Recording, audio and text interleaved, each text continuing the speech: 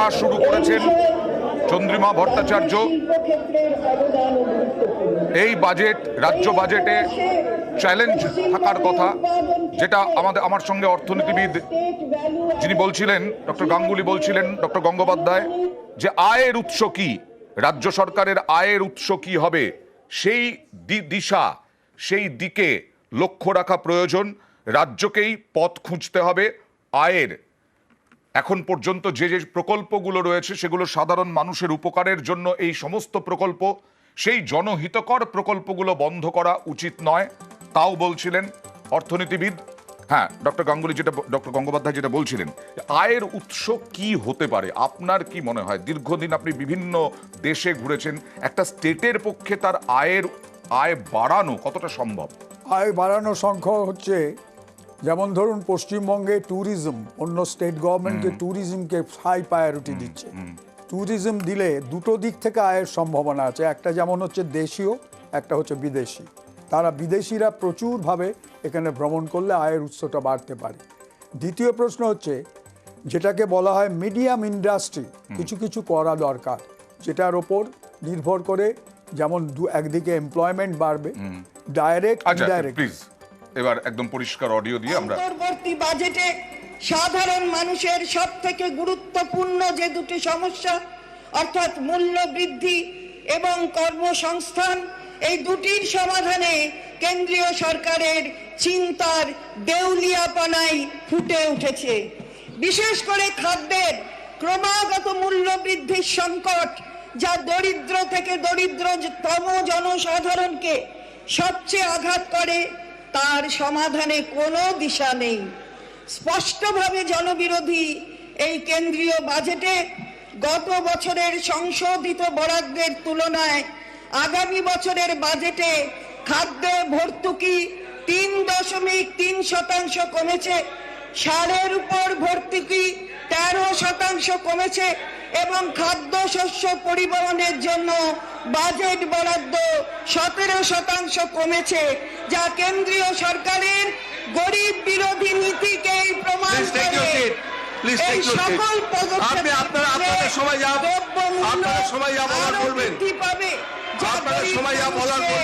আরো কষ্টের মুখে ফেলবে। এছাড়া রিজুভিনেশন মিশন, এর জন্য বরাদ্দ 21% কমেছে, যেটা কেন্দ্রীয় সরকারের ভুল অগ্রাধিকারের।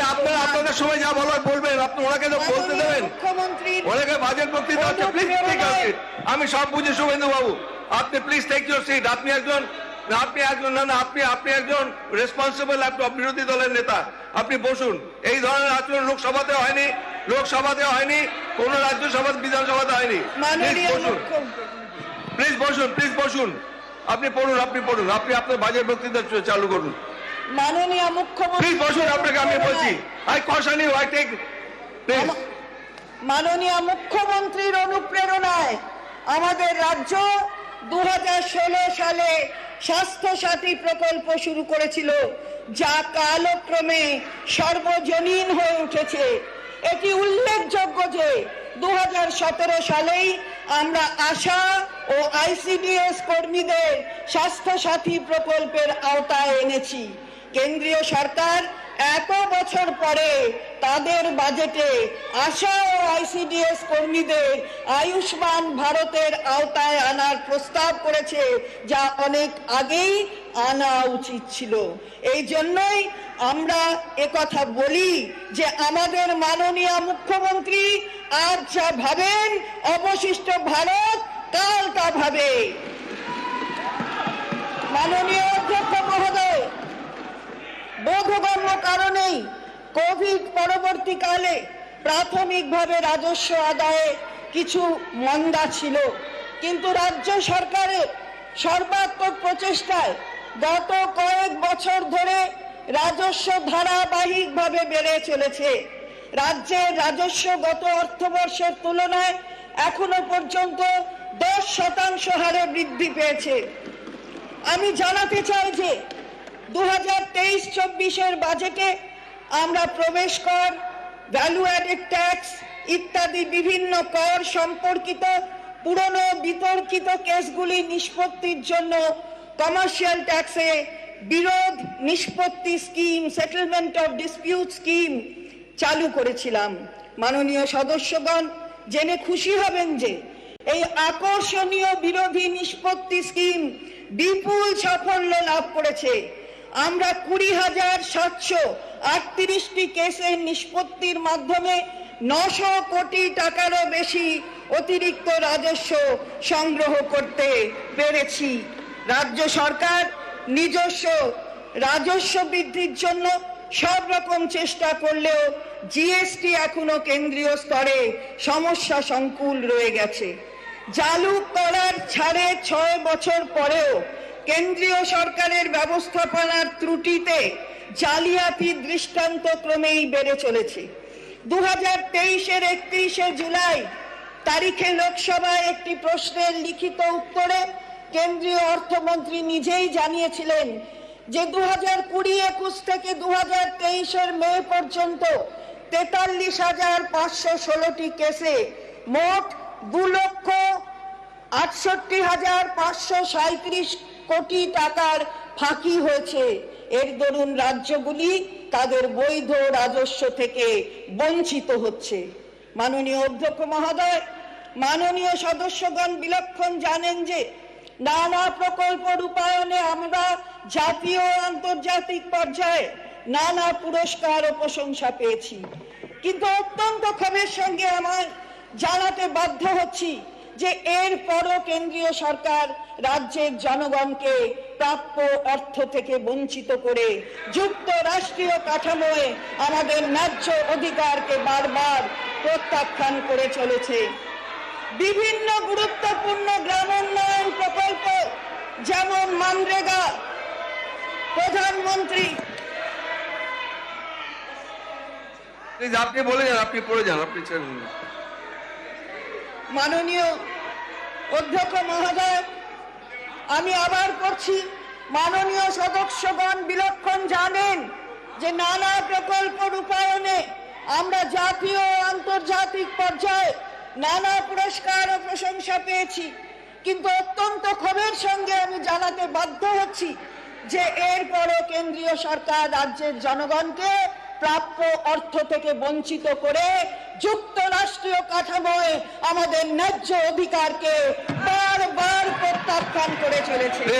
বিভিন্ন গুরুত্বপূর্ণ গ্রামোন্নয়ন প্রকল্প আপনারা যা বলার আপনারা বলবেন বাজেট ভাষণের সময়, আপনারা বাজেট বিতর্কে অংশগ্রহণ করে যা বলার করবেন। প্লিজ, এটা দিস নট দ্য ওয়ে। আপনি বাজেট বিতর্কে যা বলার বলবেন, you have your own time, this is not the way. Please take your seat.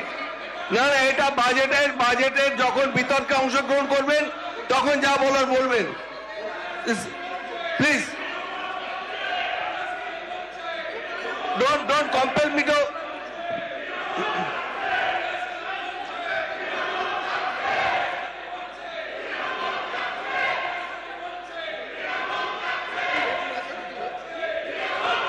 Budget পেশ হওয়ার পর যদি বিরোধী দলের কোনো বক্তব্য থাকে, তাদের স্বাধীনতা আছে, তারা সেটা নিয়ে বলতে পারে, মতামত ব্যক্ত করতে পারে, আলোচনা করতে পারে, কিন্তু এটা বিজেপি পার্টি অফিস নয় যে বিজেপি রাজনীতি এখানে চলে।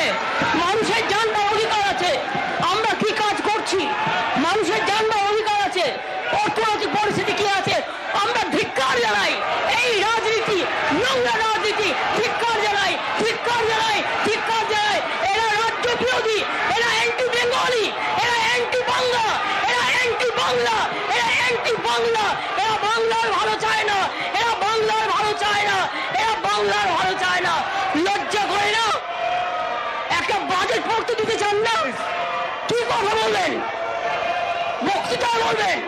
এটা বিজেপি পার্টি অফিস নয়, এটা অ্যাসেম্বলি, আপনারা এটা অ্যাসেম্বলি। ঠিক আছে, আপনারা বসুন, প্লিজ বসুন। কেয়ারের অফিসার, ডেপুটি মেম্বার 147 জন এমপিকে সাসপেন্ড করেছিল পার্লামেন্ট, 147 জন এমপিকে সাসপেন্ড করেছিল পার্লামেন্ট। আমরা সে পথে যেতে চাই না, মনে করিয়ে দিলাম। তুমি দুর্বল হতে পারো, আমি দুর্বল নই, আমরা লড়াই করে দেবো। আর ক্ষমতা থাকলে বাজেটের পরে তুমি বলবে, বাজেটের আগে নয়। যতক্ষণ সে স্যার বসুন স্লোগান চলবে Please বলবেন না, বসুন। কারণ আমি চাই এগুলো মানুষের কাছে যাক। ওদের এই আচরণ বাংলার বিরুদ্ধে, বাংলা মায়ের বিরুদ্ধে মানুষ দেখুক যে কতখানি বসুন। বিবেচনামূলক বক্তব্য না রেখে বাংলার ভালো এরা চায় না, anti Bangali, Thank you, madam. রাজ্য বিরোধী এদের অ্যাটিটিউড মানুষ দেখুক। বসুন বসুন বসুন আপনাদের you will have your own turn. যখন আপনারা বাজেটের যখন আলোচনা হবে, আলোচনায় নিশ্চয়ই অংশগ্রহণ করবেন, আপনাদের বক্তব্য রাখবেন। এভাবে ইন্টারাপ্ট না করাটাই বেটার আমার মনে হয়।